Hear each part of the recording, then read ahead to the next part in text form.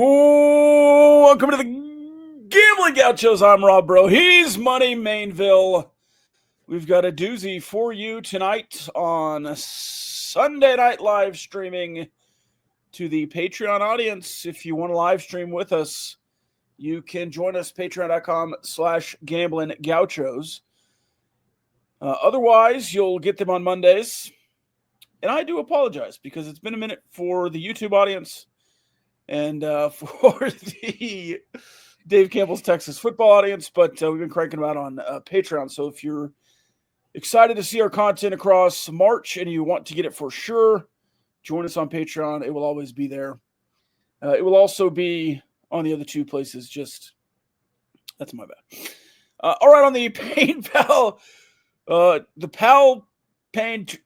Oh man, Pain Pal, Chandler and Truitt rundown. Soon to be the Brandon Barnett as well. We have, let's see, Arizona State recap, regular season recap, some season awards, some will they, won't they goes and stays, and a little bit more. We'll also have a mailbag there at the tail end of the episode once we go to the Patreon only audience. So join us there. And of course, if you have made a bunch of really bad general manager moves and then your entire team gets hurt and you've either been assaulted or feel your life might be in danger, you could check out Pain Pal, Truitt, and Chandler. Of course, this is a hypothetical, but if you are in West Texas and you want to go see them, I don't know how much projection they can provide, but they could sue somebody if something happens. So go check out them. Great local people helping the local West Texas world. Some of the best minds in West Texas doing law work. Catastrophic injury. Family law. Title IX. Estate planning. Much more. All right. Arizona State over the weekend. It was a tight game until halftime. And then Texas Tech kind of pulled away. I don't know, maybe 15 minutes left in the game. They kind of started pulling away. And then by the end, it was a 20-point game. Christian Anderson, huge. JT Toppin, huge. We'll talk about the Big 12 Player of the Year in a little bit. I think probably JT Toppin won the award this weekend, but I'll see what money says. Just on the game, how did Texas Tech finally pull away? Was it kind of like when Texas Tech played Houston, they just ran out of steam? It's interesting because I think that certainly played a part in it. Arizona State, very, very thin bench. I think they had 6 scholarship players available in this game. But a team that has been kind of sputtering to the finish line. I'm not sure if Bobby Hurley will be back there next year. I know it seems like the majority of their fans hope that is not the case. Very, very bad into the season. I think they lost 9 games in a row to close out. Terrible at home.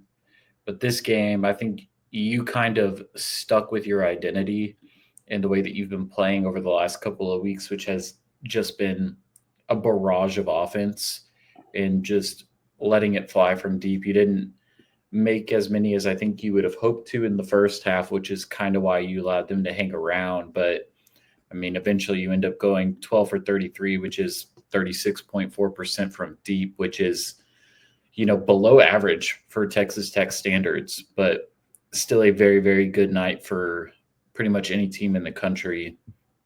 I thought what really stood out to me in this game was just how sharp Texas Tech looked playing as a collective unit.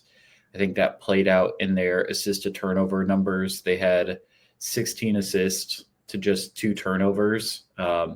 Those 2 turnovers are the fewest I could find in a game by a Texas Tech team since at least 2005. They had 2 against West Virginia one year. I want to say it was in like 2021. So you match that. Very, very good game protecting the basketball. There were sequences where you were moving the ball around on the perimeter, and it looked almost like a professional team, just the way that you were executing.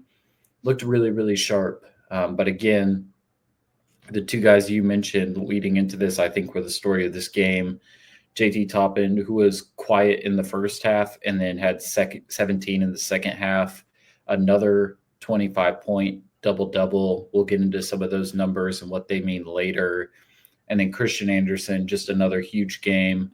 Thought he was going to break the record in this one. Didn't quite get there. He's one behind Coy Smith now for the record for most threes by a Texas Tech freshman. But again, really, really good defense. Had one possession where it was a 2-on-1 fast break for Arizona State, and he somehow forced a steal. Just played it perfectly in the middle. And then looked really, really sharp as a ball handler. Not necessarily generating assists, but was just really crafty at getting to the basket. Drew a lot of fouls in this game. I think he got to the free throw line 7 times. So just a really complete game. And it's fascinating to think about those two guys. And I think they've been your best players for the past 2 games, maybe even longer. And that's a 18 and 19-year-old out there. 2 very inexperienced guys. And that's what I think is crazy to remember about Toppin is he's just a sophomore and a true sophomore, a guy that started playing out as a true freshman at UNM, now is what I think is far and away the best player in the Big 12 this year. And it's really, really nice when you can have 2 young guys playing this sharp and you still have all the experience that you do on the remainder of your roster. So again, I think like the little nugget that gets planted in my mind is things are starting to click at the right time. And this is kind of exactly where you want to be heading into the postseason. You have the best offense in the month of March in college basketball. Your young players are playing well. You're getting good experience. Your 3-point shooting has been nails. So I'm really excited about just the way that this team has closed out the season. It really does feel like they've got a lot of momentum behind them heading into the conference tournament and eventually March Madness. Mr. Tiramisu, is that you? It's me. What's up? Are you just in the dark, or do you not have your camera on? I'm driving and there's an obstacle in my way, so I'm having a tough time getting turned around here. Well, we'll focus on that for a second. Oh, I'm good now. I'm good. Okay, all right. Hey, I was looking up Coy Smith numbers, Money, because you mentioned him, and I don't really remember him. He played in the early 90s on some of those. He was on the 2 teams that went to the Sweet 16, I think, in the James Dickey era, at least the one.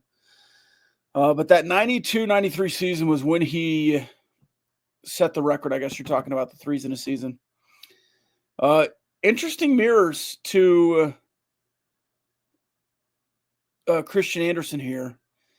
He played in 30 games, started 1 as a freshman, and scored 343 points, 63 three-pointers, 152 attempts for 41.4 or 41%, whatever it is. And then you go to Christian Anderson, 29 games, 2 starts. Coy Smith had 1 start. 62 threes and 151 attempts, 309 points. So pretty much exactly what Coy Smith did. He just needs to make 1 3 in his next game to tie the record. That's kind of impressive that they did it at the same rate just, 30 years ago. Yeah, and Coy Smith, a guy that obviously before my time, but as I've kind of, been following this season by Christian Anderson, and it's brought me back to some of those really, really good Tech teams right before they turned the corner in the James Dickey era, had one of the best offenses in Texas Tech history.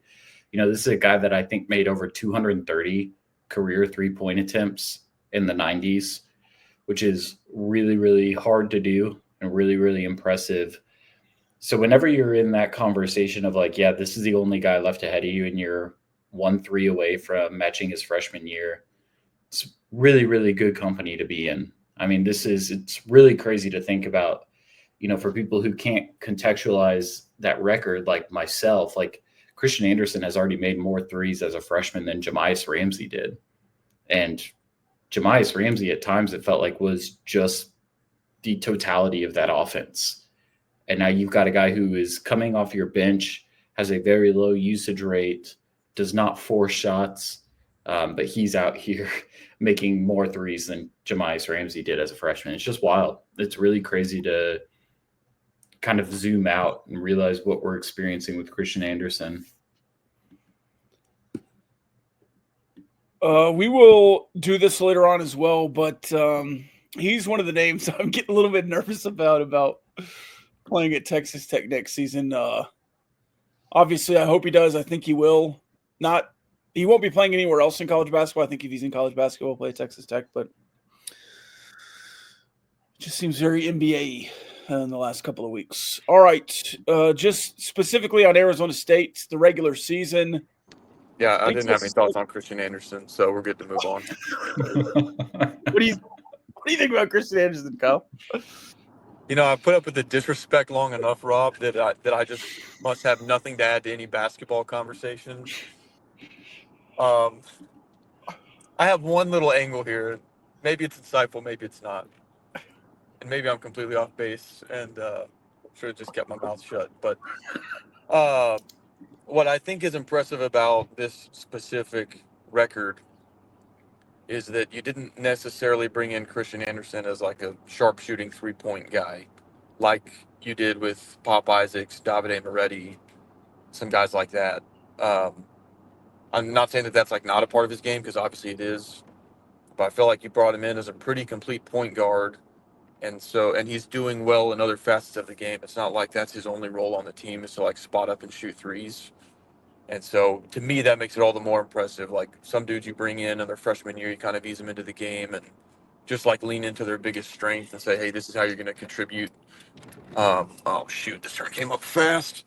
But I feel like that's not really his thing. It's like he is really good at several different things and also happens to be breaking a 3-point record. So, anyway, that's all I had to add there, Rob. We can move on to Arizona State now. Thank you. Poncho says, is this man driving? Yes, he is. I was just gonna add there. On the whole regular season, Christian Anderson, you tweeted this earlier, Money, that the best lineup has been. Oh, you got out of your car really fast. Oh, of course he's eating a sandwich. That's We out here.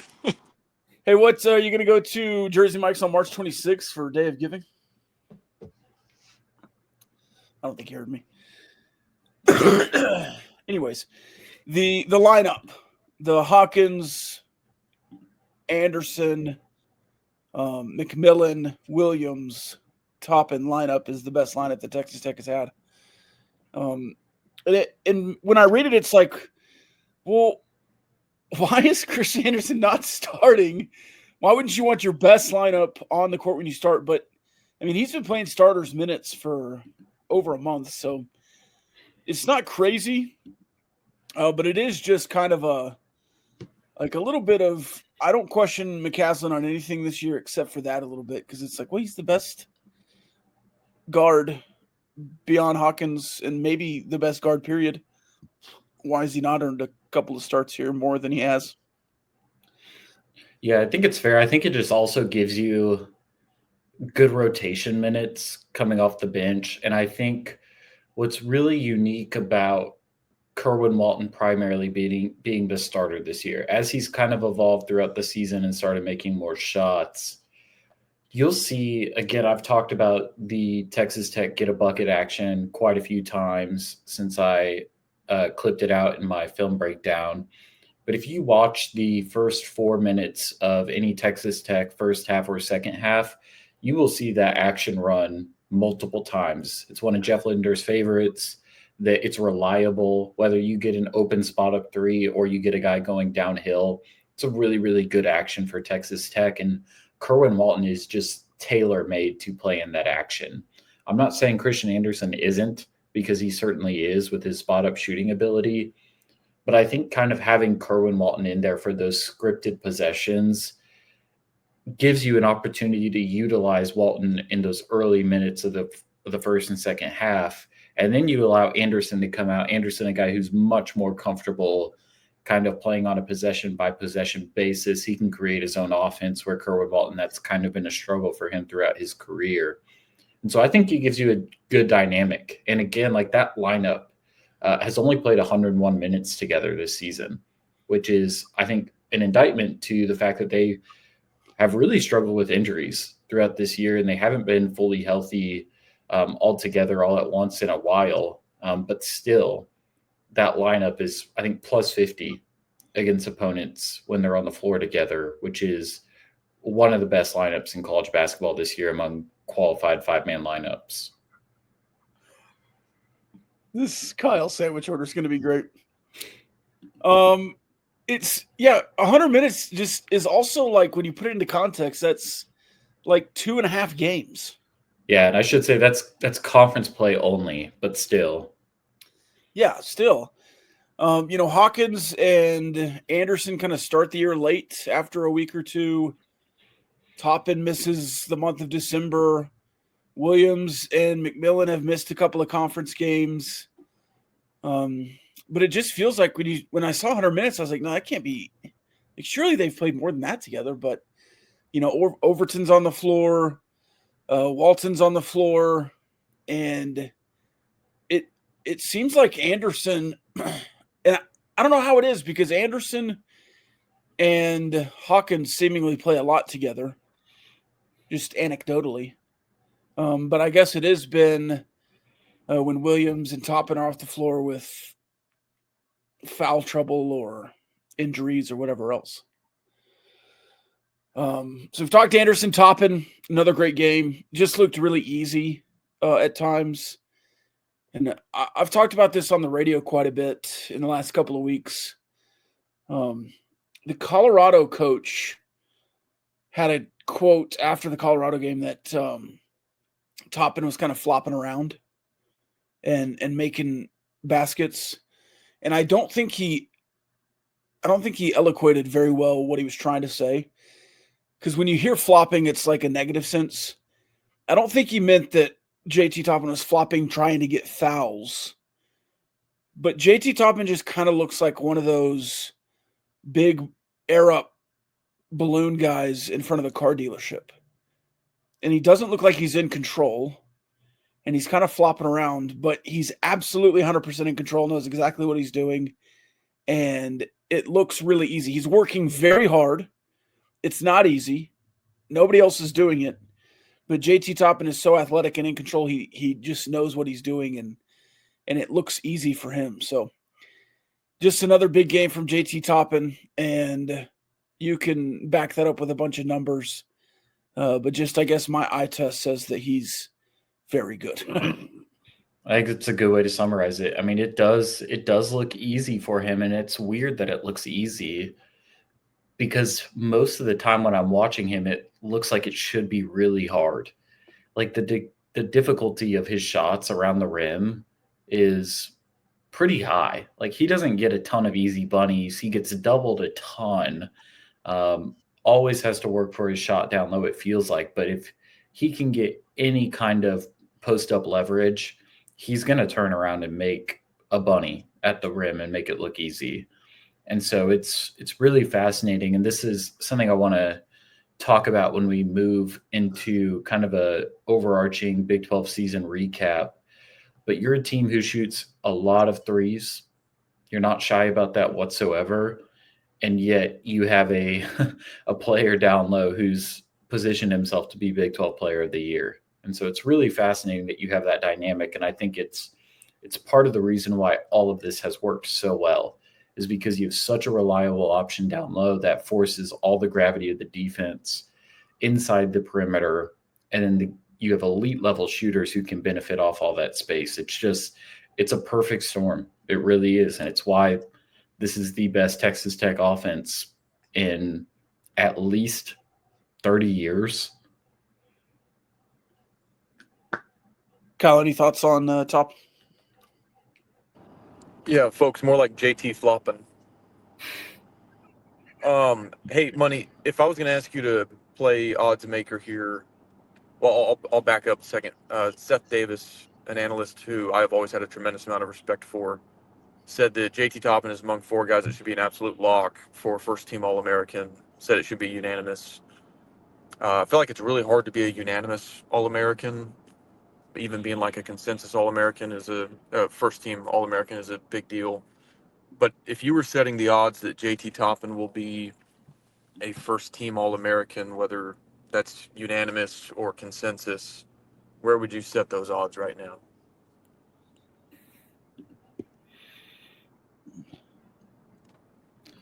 It's hard because I do think first team is a very high barometer, and I think people that follow the Big 12 understand how good he is. I don't know if he has received as much recognition as he probably deserves at a national level. I think he'll be a first or second team All-American for sure.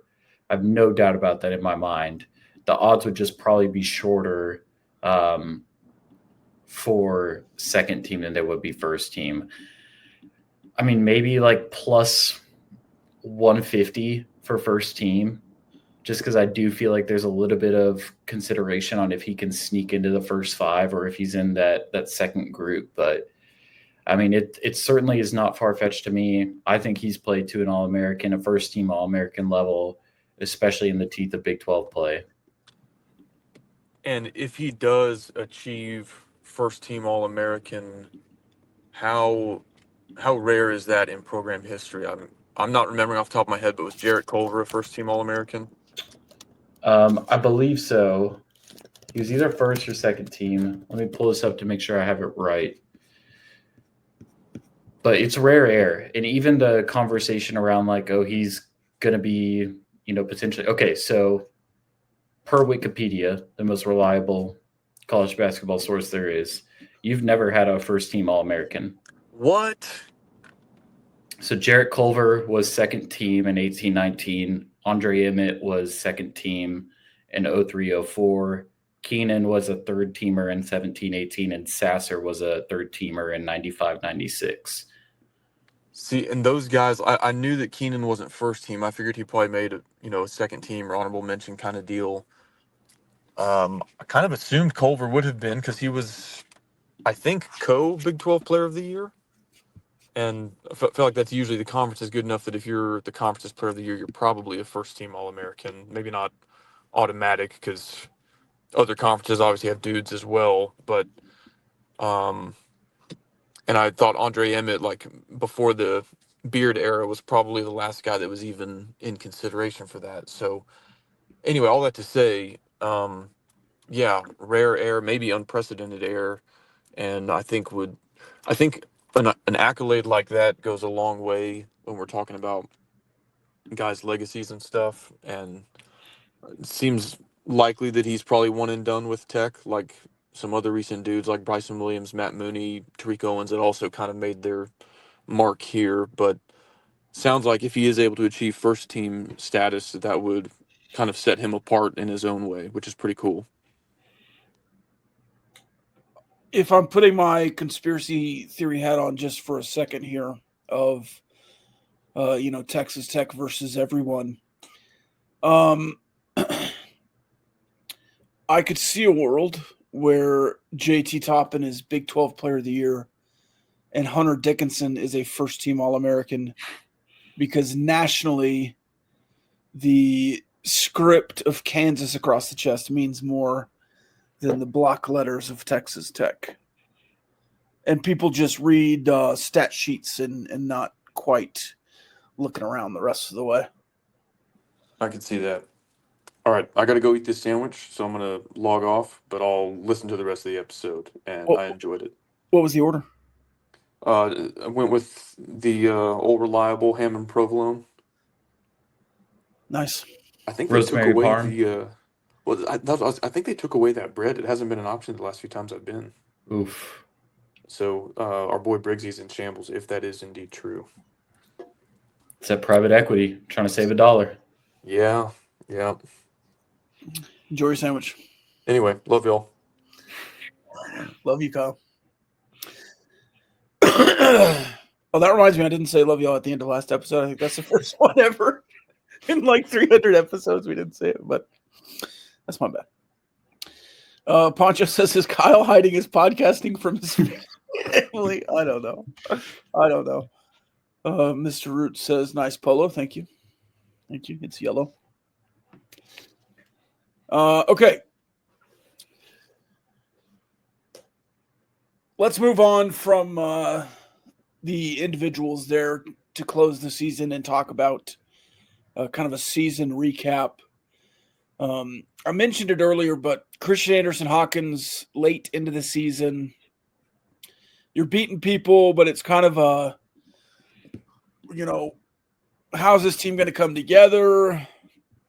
Is Christian Anderson going to play a bunch? Is he the eighth guy? Is he whatever else? Walton starting, Overton expected to be big. Anderson kind of a, hey, he's just there kind of guy. We didn't really know what to expect. I think we certainly expected more after the run there with Team Germany. You expected a lot, I know, before the season, but I think as a whole, it was just like, all right, well, let's see what he does. But again, late into the season, and then you kind of start getting together, and Toppin gets hurt. You lose to St. Joe's. You lose to A&M without Toppin, but you're like, we probably would have beat Texas A&M with Toppin. Then you get into Big 12 play, and you start 2-2 with a brutal loss to UCF and a brutal loss to Iowa State at home, but two big wins on the road against the Utah schools. And one of them you felt better about than the other, I think, if I remember correctly, buddy. You weren't very high on Utah early in the Big 12 play. But at that point in the season, through the non-con, through 2-2, it was just kind of a, I think Texas Tech is good. I think they're pretty good. We'll certainly finish at least 6th or 7th like they were projected to be. And I thought they would go on a run after that Iowa State game, just based on the schedule, and they did. But I don't know that I thought they would finish like they finished and get as hot as they've gotten. And I don't think we've talked nearly as much about Chance McMillan as we should. He's been massive this year. And Elijah Hawkins has been massive this year. You've talked about his assists and his assist to turnover rate and all this that he's doing. Elite facilitator. And I don't know. At that point in Big 12 play, I did not think they would finish like they'd finished. And they have. And I thought they had a really, really, really good Big 12 season. And I don't really think they left much meat on the bone. Yeah, it's wild. So New Year's Eve, you start Big 12 play with a mid-game day against UCF. And I'm watching that game potentially, hypothetically, at my place of employment on one of my other monitors. And I'm just watching the game kind of slip away from you. You don't look comfortable. You don't look like you're controlling the game. It looks like you're kind of allowing UCF to dictate how the game goes. They play very, very fast, which is not where you've been your most comfortable this year. And you end up losing. And I think at that point I was like, okay, well, what do we have here? Because you're coming off a non-conference slate where you're relatively untested. Your really only high-caliber opponent that you'd played was Texas A&M, and you played them close, but you still lost. You already had a loss to St. Joe's under your belt as well. But then from that UCF game, you just kind of looked like a different team. I think you realized, like, hey, if we want to win at the level that we want to in this conference, we're going to have to do things our way, and we're going to have to really decide what that looks like and how to execute it. And I remember us talking about this a few months back of just saying, like, hey, like, Texas Tech has been so much better since they slowed the game down.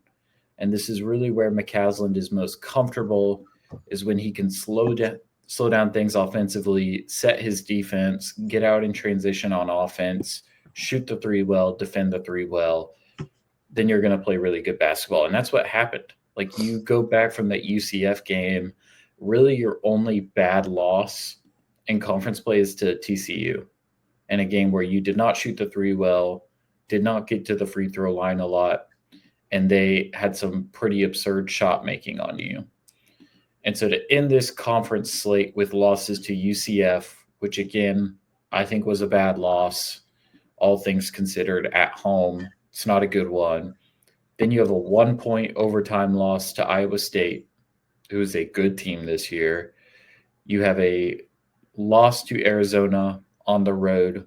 I think you would have liked to look a little bit more competitive in that game, but again, did not get to the free throw line a lot. They really beat you up inside. And then a loss to Houston, where you were down to 6 players and still managed to look very competitive for all 40 minutes of that game. That's a very, very impressive Big 12 season. And, I think we went into the season, I think I said the ceiling on this team is Sweet 16. And at the end of this Big 12 slate, I think it's fair to say this is a team with a Final Four ceiling. And that might be conservative. Now, I'm not saying they'll for sure get there, but when they're playing at their level, in their game, in their system, that's what they're capable of. I mean, in conference play only, they have the best adjusted offensive efficiency in the Big 12. A Texas Tech team. That has not happened in the Ken Palm era, which goes back to 1997. So you've got the best offense you've had in decades. You don't turn the ball over. You have the lowest turnover rate among all Big 12 teams in conference play. You shoot 36.6% from three. You shoot 52.3% from inside the line. And then you defend the perimeter really, really well. You don't allow extra possessions. You had the best opponent offensive rebounding rate in the Big 12 in conference play. And opponents shot just 29.6% from deep against you in conference play. That's the best perimeter defense in the Big 12. I mean, imagine hearing that after the St. Joe's game or after the UCF game. Like, this team is going to have the best perimeter defense in the Big 12. And part of the way that you've generated that is you just haven't allowed any open space on the perimeter.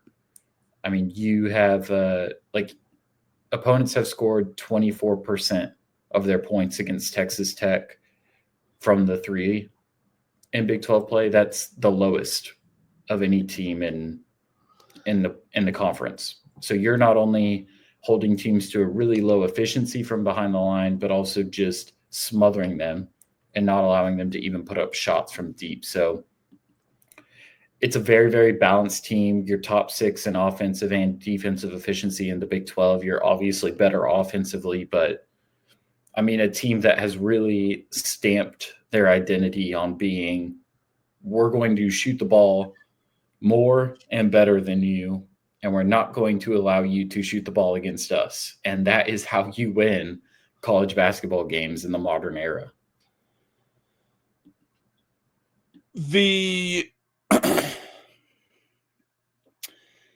You said in there the ceiling could be the Final Four, the national championship, whatever. Is it fair to say now that the floor might be the Sweet 16, that I think you should win 2 games in the NCAA tournament, kind of as this team should absolutely be in the Sweet 16? Yeah, I think this has all the makings of at least a second weekend team. I think anything less than that would certainly be a disappointment in my eyes, at least, regarding how they've played up to this point in the season. I think it would be a shock if they lost in the round of 64 or 32.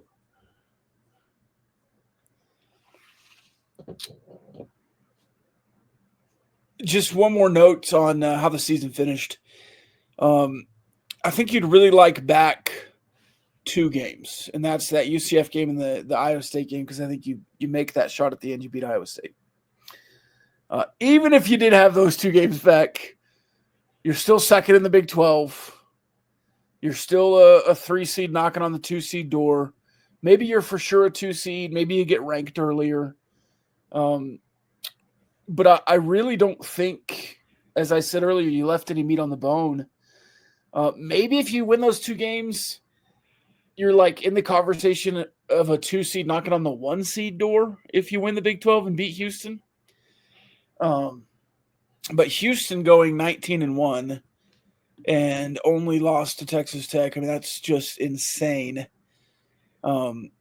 There's a philosophical question as we kind of move from season recap to Big 12 awards of, is Coach of the Year whoever flat out did the best job, had the best team, or whoever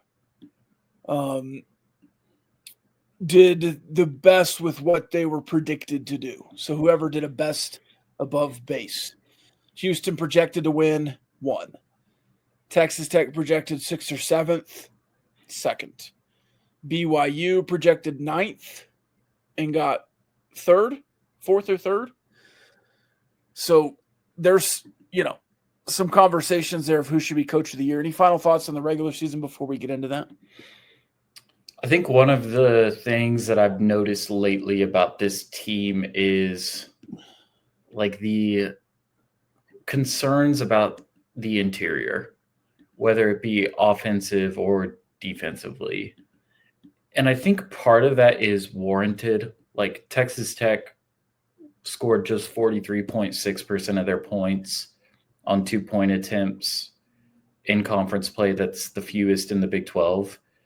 You scored the second most from 3. And so there is certainly a dynamic of your team where you want to shoot the 3. But I will just remind everyone, when you shoot from outside the line, it's worth 3 points. When you shoot from inside the line, it's worth 2 points. So if you are a numbers guy, the more impactful shot is going to come from outside the line. And I know it sounds really, really elementary because it should. And while I certainly think Texas Tech has kind of planted their flag on being a explosive 3-point shooting team, you have one of, if not the best interior options in college basketball right now. And even when he has his moments where he does not look great defensively, and I certainly think that's fair. I certainly think that there's, cause for concern depending on the matchup of what that looks like on the defensive end. When you put JT Toppin and Federico on the floor together in Big 12 play, that was one of the best defensive two-man lineups in college basketball. When those two were on the floor together, opponents had a 41% effective field goal percentage against Texas Tech. That's a 100th percentile lineup in D1 for effective field goal percentage, which means arguably no other two-man lineup was more impactful on shot quality for their opponents than Toppin and Federico. They had a 91.5 defensive rating. That's 99th percentile. And a 25.7 net rating, 98th percentile. And so, sure, your team is favorable when it comes to the 3-point line. That's where you want to be. That's where you're looking to get the majority of your shots. But by no means are you a one-dimensional team. If that's what you get from watching this Texas Tech team, I feel like we're watching two different programs, because JT Toppin just had one of the highest usage rates of any Big 12 player in recent memory. And so it's pretty wild just to kind of see the dynamic that's played out. And on paper, it's like, oh man, are we shooting the 3 too much? Like, what happens if we go cold? Well, that hasn't really been the case for your team. You've been an efficient team on average, and you still have a guy down low who can get you a bucket pretty much anytime you need one. And so I think that balance has really been key to, again, just making all of this fit like a glove. Is there any, just real quick on the Big 12 tournament, is there any thought to sit Darian Williams for a game? Do you think, he's kind of been in and out and kind of held back in that Arizona State game, held back in the Colorado game a little bit. He did come back in at the end of the Arizona State game, but I don't know. I don't know that we need to discuss that at length, but it seems like you might be able to hold him out a little bit. I don't know. Let's look at that Big 12 tournament bracket quickly. You did secure the double bye. And there is, I don't know, some interesting matchups there in the first round. You want to go just rapid fire on these first four? Yeah, let's do it. All right. 13-12 matchup, Cincinnati, Oklahoma State. Oklahoma State, I guess. They beat Cincinnati this past weekend, which is crazy. Wes Miller should not have a job next year. Colorado, TCU, the 16-9. Another pair that just played this weekend, and another surprising outcome in my mind. Colorado blew the brakes off of TCU, which was very, very shocking. I'll go with the Horned Frogs in this one because that felt like an outlier. Yeah, revenge spot there for TCU. Arizona State, Kansas State. Yeah, give me Emaw. And then UCF, Utah. We'll go with the 14 on this one. I'll take UCF. UCF. Let's see. They really make this really hard to read. Have you seen the Big Ten tournament bracket? Yeah, it's bad. Why do they only do 15? Isn't that strange? It is strange. Anyways. The Big 12 website is so bad. Let's focus on the Texas Tech path. So we picked Kansas State versus Baylor. Going Bears. Yeah, and then Texas Tech Baylor would be on Thursday, ESPN or ESPN2 at 6 o'clock ish. No, it'll certainly be at 6 o'clock because that early game's at 2. They do the double session.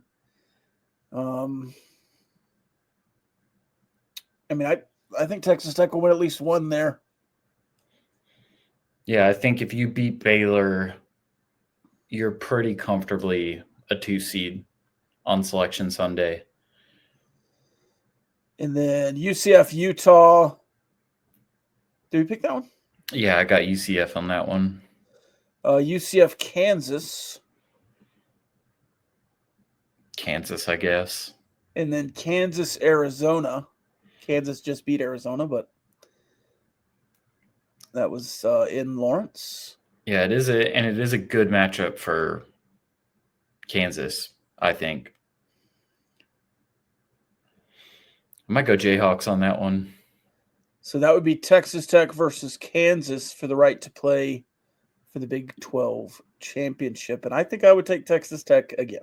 I would as well. And then on the other side, assume you're playing Houston, but it's Oklahoma State, Iowa State. Moving Iowa State there. Yep. If somebody over 10 gets going, I think it's going to be Oklahoma State. Maybe Kansas. I could see Kansas State beating Baylor. Yeah. But maybe Oklahoma State. But I'll say Iowa State as well. Iowa State, BYU, that's the 5-4. Ooh, fun game. I might go BYU. I think they found their stride. Only because it's in Kansas City, I'll take Iowa State. Smart. TCU, West Virginia. West Virginia? Yeah, I'd take the Mountaineers. And then West Virginia, Houston. Houston. And then, Houston, Iowa State, BYU, either way. Give me the Cougs. And then that'd be Houston, Texas Tech for all the marbles. I would love to see 3.0 of that game. Would love to see it. Be fun. All right, Big 12 Coach of the Year. Is it best team, best coach?